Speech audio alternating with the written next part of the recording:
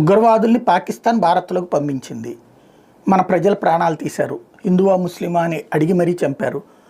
ఆ మహిళలు పిల్లలకి మీరు వెళ్ళి మోడీకి చెప్పుకోండి పోండి అన్నారు. ఆ తర్వాత మనం వాళ్ళకి సంబంధించినటువంటి మూలాల మీద అటాక్ చేసాం. ఆ తర్వాత వాళ్ళు మన మీద సాధారణ పౌరుల మీద పడ్డారు. సాధారణ పౌరులకు సంబంధించినటువంటి ఇళ్ల మీద దాడి చేస్తున్నారు గత 10 రోజుల నుంచి. ఆ తర్వాతన నిన్న నేరుగా మొన్న మనం కొట్టిన దెబ్బకి బెత్తరపోయి ఆ తర్వాతన సాధారణ డైరెక్ట్ వార్కి దిగారు. వెంటనే మనం రిట్రీట్ ఇచ్చాం.